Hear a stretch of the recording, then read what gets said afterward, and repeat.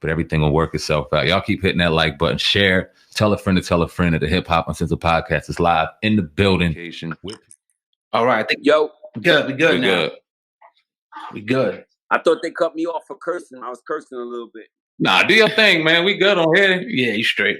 Some wild shit, but every time somebody calls me, it fucks with the audio. Nah, we appreciate your patience, man, and sticking with us, man. Thank you for a powerful interview thus far. I forgot what we were going into. Oh God, didn't you ask a question? No, you did. I think you asked a question. I don't even remember what we were talking about, man. But let's go. You know what I wanted to ask you about the tunnel. You talked about the tunnel. Give me your most legendary story from that nightclub, because we've heard story on story. But what's your most legendary story from the tunnel? I had a dark experience in the tunnel one time. Tariq comes from a neighborhood in Soundview, right? And they have a crew in Soundview called Sex Money Murder. It's a blood set. Mm-hmm. So they would go everywhere we would go. They'd be deep. Sex Money Murder be deep. We came up with Pistol Pete. It's people was really, really optimistic about signing us and booking us or having us come to radio stations because they were scared of the machine behind us. So one time we went to the tunnel. Fat Joe and Big Pun came to perform with us. It was our album release party. And one of the Bloods, who his name is Scruff, who is Puerto Rican himself, by the way, he came backstage and was just saying something that was really derogatory towards Puerto Ricans, which was bugged out because he's Puerto Rican. And Fat Joe and Big Pun jumped on him.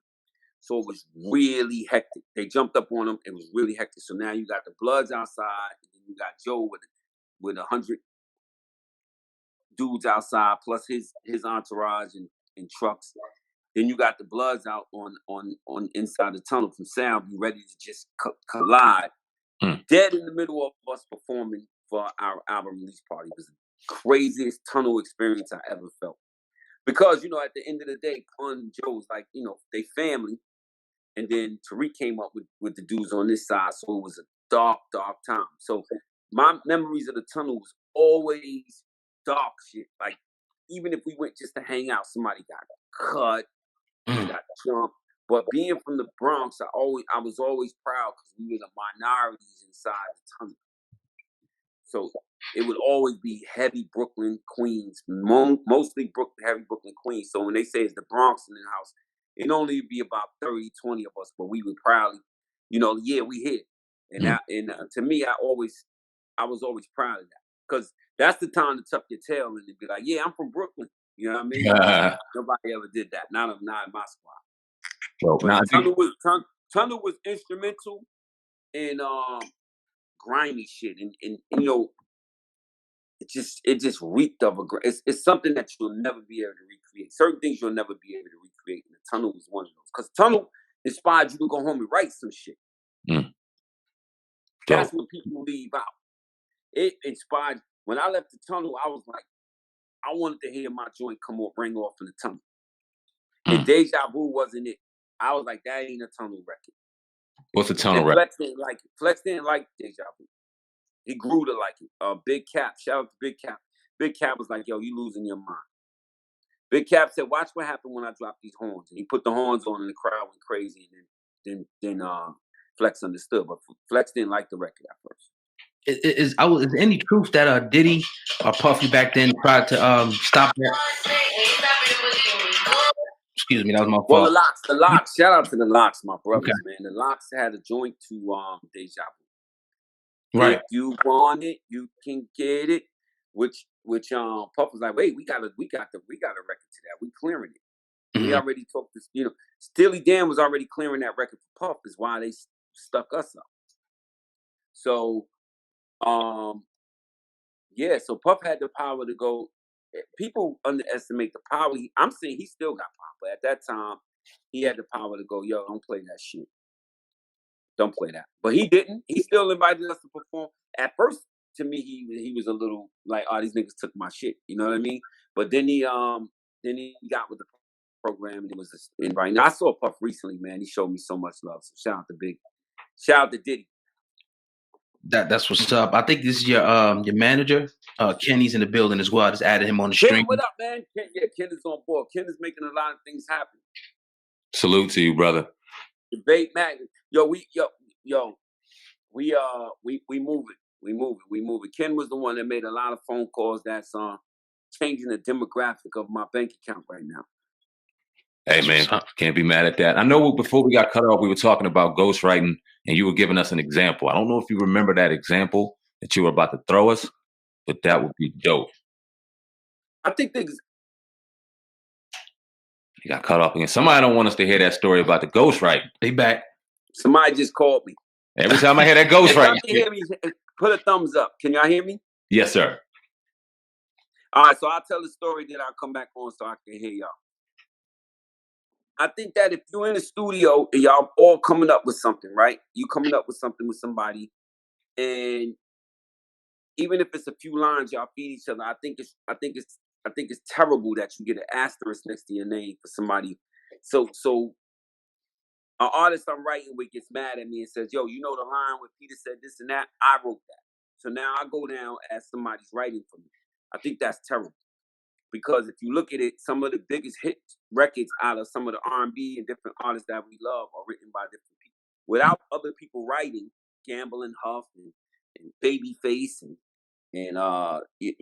and that's just the name of Quincy Jones, just to name a few. We wouldn't have half the Berry Gordy, we wouldn't have half the material that we have. Now, I know hip hop hasn't been understanding. But, so, example is Drake. So I don't know what dude's name is that came and said he wrote for Drake, and everybody just turned on Drake. Drake got people writing for him. Quint Miller. Mm-hmm. I think if you stick, since dude said that, Drake been in the room by himself writing, or his, writing stuff, and it's still coming out with smashes. So it's to me, it's fucked up to put an asterisk on Drake's name because he has somebody writing with him, when he still could do those records without dude, and where's dude without him? Like one time Timberland and Dr. Dre was shitting on Jermaine Dupri, and Jermaine Dupri said, put Timberland in the studio by himself, put Dre in the studio by himself, put me in the studio by myself, and see who comes out with a full song, written, arranged, and produced. And that made me throw up an eyebrow because I'm a big fan of Timberland and Dre, but I never looked at Jermaine Dupri as the complete writer, producer, and everything until he said that. He said, put us all in the studio next to each other, with just the keyboards, the instruments, and the mic up, and see who comes out with a full song by themselves. So that was something that made me raise an eyebrow. But I just think that it's okay to collaborate. You know what I mean? I haven't done it. I'm from the old school. You know what I mean? But I haven't done it. But I think it's okay to collaborate. I don't think that I could respect you all the way if everything you write, everything you spit is written from somebody else. I can't respect that. But if y'all collaborating and writing it together and coming up with something together, I can't be mad at that. But I do believe that I think that's over. I think people are overdoing it with that in hip hop standards. You got to write 100% of everything by yourself, or you're not. I don't agree with that. I think you could get in a room with some other people and feed off them. Because if you want me to believe that Wu-Tang ain't feed off each other, I'm not saying they wrote for each other, but if y'all you think that Raekwon and Method Man and it wasn't in competition in some sort of way that stepped them up, I don't know. It's hard, it'd be hard fest for me to believe. But I'm gonna come back in because I can't hear y'all. Cool. Definitely.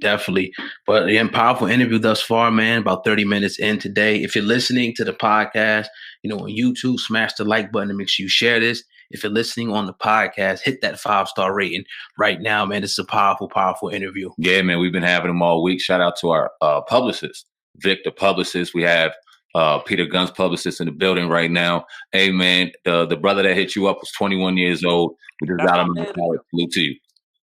Yeah, we were just buying some time, man, until you got back on. Yep, you good. Can you hear us? Yeah, no, that's my manager. That's not my publicist.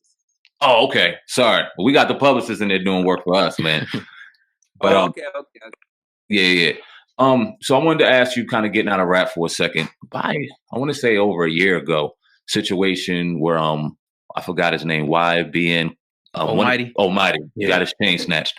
We did a segment on the podcast about it. We had Hocus 4/5 in the building not too long ago. The gentleman who got the chain back for Jay Prince. Not to try to bring up any